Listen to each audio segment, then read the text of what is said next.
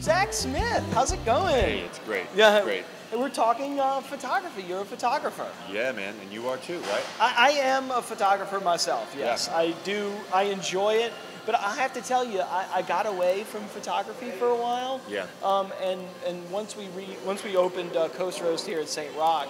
I started like picking the camera up again because I was told like, hey, you got to do an Instagram, you got to do this, and so I really enjoyed like all the columns and the light kind of coming through St. Rock. In here. Very nice, clean, white light. And it changes so often, which you can see from the Coffee with Kevin episodes.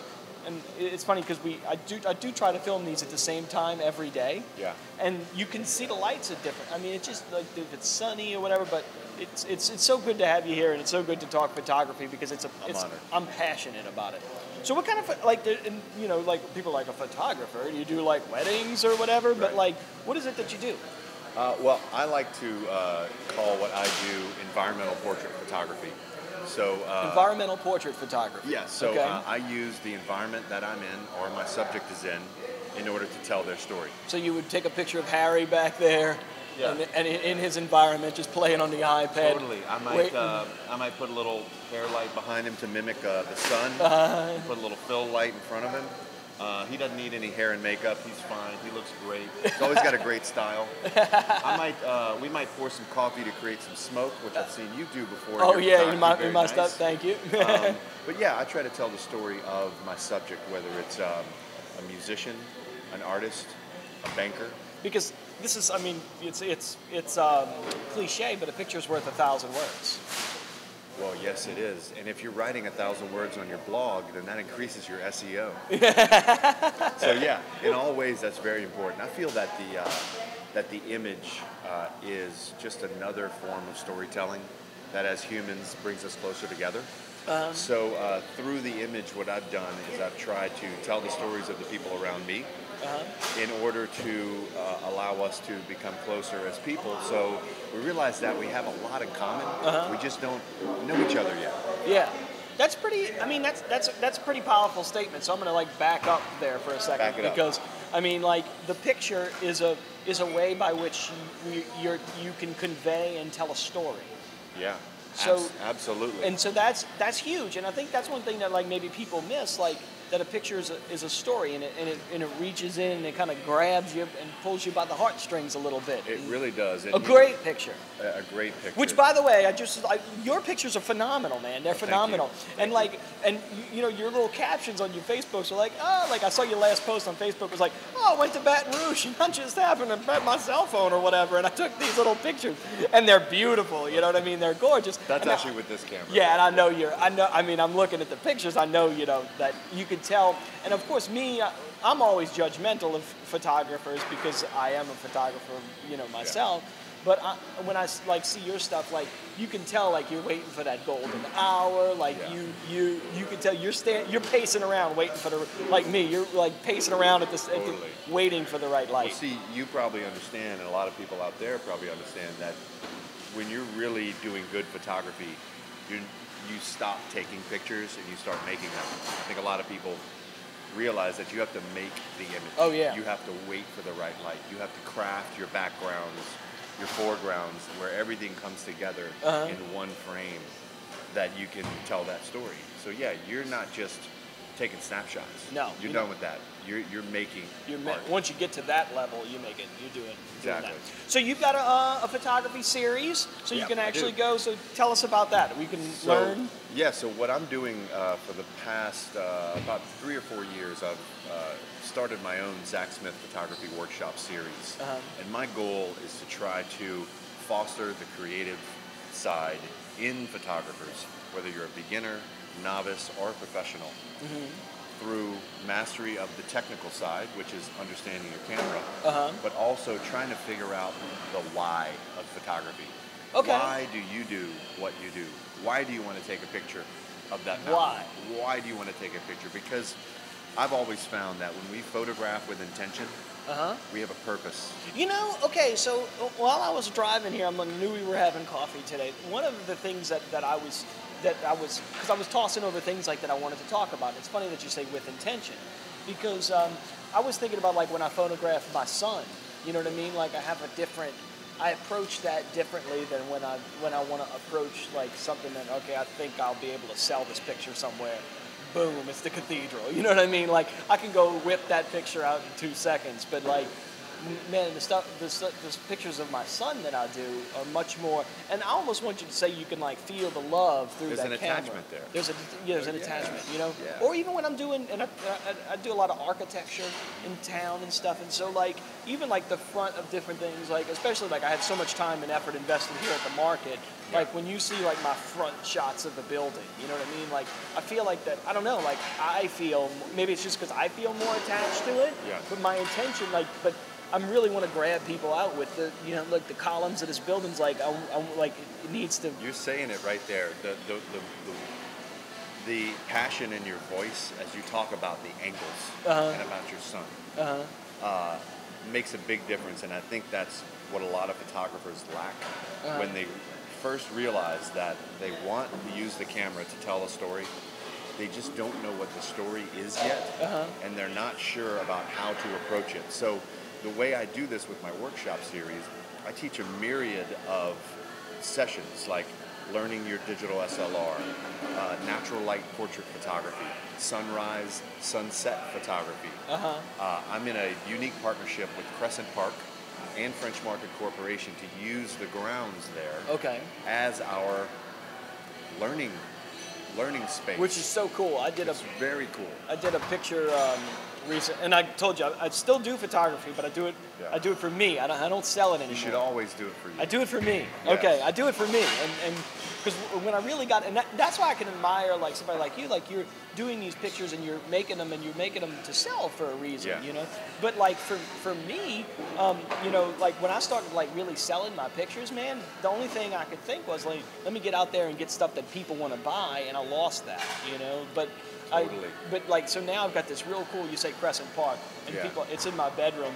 I've got it like through those, the angles through the not the crossbars of those old wharfs or whatever, and I've got the city skyline through that. Beautiful. And people don't, and people are like, what is that? Where is that? Like people don't even know it's a cool space. There's so much you can do with all that stuff. There's so many. So just to back up, I've been walking around with my camera at Crescent Park, sunrise, sunset, at night, middle of the day, doing portraits, architecture. I've been studying the land there from whatever Bartholomew Street all the way to Elysian Fields. And there's not one day that goes by that's not its own unique day. Like the light changes. The flowers change. Even the rusty rainbow changes colors all during the day. It's an amazing spot, and to use that as our hub for learning. You can do anything there. It's and so when is the series? How do people sign up for it? So people can go to. And I'll put the link down below here. So where? It's down here. Trust me. You got to see scroll over here. But it's down there. So you can go to zacksmith.com. Zack Smith? ZackSmith.com. Okay. And I have a link directly right when you go to the website. You'll see my next two workshops that are right there in front of you, which is the Downriver Festival, which is September 10th, where I'll teach you how to shoot the New Orleans Festival. We do music photography, that's kind of cool. street documentary, food, and event photography, all in a half day. The next one is Learn Digital SLR. You could have a SLR, mirrorless, and the best thing about the website is that you can sign up on my newsletter and get updates every week on new workshops. The How To Tuesday, photography techniques and tips blog that I put out. And also galleries and photography meetups. So weekly, I'm putting out some unique photography content. And that's a great thing. I mean, if people want to get like deep into it. But now let's back up. Let's give some people, because we got way geeky into this now. We're like the lights and the angles, and people are like they've already gone. Look, they man, left already. we're just touching the surface. Man. I know. We can go deeper. We could go deep into it. But I was saying, like, for somebody that's just on Instagram and is on Facebook, and they're not, they don't have a fancy camera like that. They just have their cell phone. Like, give us some tips on how do they take better pictures. So, as we all know, and we probably already have Twitter, Snapchat, Instagram. We have all these social media outlets that help us tell our story to the world. To tell the story, Right. and I'm all about the it's story. all about the story. It's all about the story. It's not about the pictures. It's not about the pictures. Right. It's about the story. And here's my first tip. First people. tip. Okay. What does every story have, Kevin? Every story, well, like a beginning. Cinderella, Snow White, the musicians of Bremen. Oh. What do they all have? A character, a story, Subject. a subject. Yes. Yes. So tip number one, identify your subject. No matter what you're shooting, whether it's a camera, a cup of coffee, a person, a building, identify the subject. The subject. Identify the subject. Every great image. Go look at all your best Cartier-Bresson, Stieglitz, Weston, beautiful black and white photographs. A subject. There's a subject. Okay. There's something that the photographer Subject. is guiding your eye to. Whether it's the crest of a mountain, whether it's a moon, there's a subject. So identify the subject. What am I taking a picture of? Yes. Okay. So the next thing. Who or what, I guess. And you know what? That sounds like a simple tip right there. What's your subject? But a lot of people don't really take the time to identify what they're shooting, because what's happening is we're so wrapped up into what we're doing that we don't identify a subject. So when you take that picture and post it to social media, not only do you not have a subject, you've got thousands of people wondering what the hell you were taking a picture of. Yeah. So the second thing is, Okay. once you've identified that subject, find the light. Find the light. So let's say Because one of the things, we were talking about photography, and we said, a painting with light, but that's what we're doing. That is what people, we're doing. People think we're taking pictures, but we're not really taking pictures. We're capturing light on a sensor or on a piece of film or whatever we're doing. We're capturing light. So number two is identify the light. Identify the light. And number two has some subsets, okay? There's an A, B, and C to Okay, two. So, sorry guys, stick with me. All right, Amy. The A under two is use the free light. Use the free light. Whenever you can, use the free light. And the free light is the ambient light here, the ambient light outdoors, the sun, whether the sun is diffused, whether it's specular, cloudy, whatnot. Find the free light. B, put the sun to your back. Okay? Which is a huge, that's a great tip, because so many people that, and you may even say this, and I might take the words out of your mouth here, but if not, when they're taking a picture of a sunset, they say, look at that beautiful sunset, and they take a picture of the sunset. But you know where the cool stuff's happening? Behind you. Turn around. When you see an awesome sunset with the reds and the yellows, turn around. The picture's behind you. Kevin, that's a beautiful segue to part C. Okay, C. Of two. Of two, okay. If you can walk around your subject 360 degrees and watch the background change, do that. So say this is our subject. Okay. Say this is our camera. Okay. And this was our sun, right up here. Sun. If we could walk around our subject, we would see the background change and the light change on our subject. The sun is here, we have front-facing light, and as we go around, we're going into the shadow area, which can create contrast, depth, and texture to what could have been maybe a boring portrait. We've created texture by putting the sun at an angle. Okay. Okay, so that's part two. Okay. Part C is always, three. Three. Number three. Number three. This is the next one. Is so look at find a portrait. Find the subject. Find a subject. I'm sorry. Find a subject. Identify the light. Identify the light. Right. And then number three is have fun. Have fun. You should always be having fun taking a picture.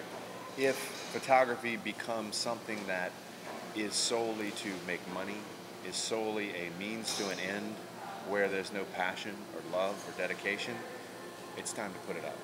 Because there should always be a connection and a sense of joy and excitement with photography. So you're doing those three things, you're set. You're set. Those three things. So you didn't. The light thing was definitely one of the things I would have said, but I would have thrown the rule of thirds in. Is that too?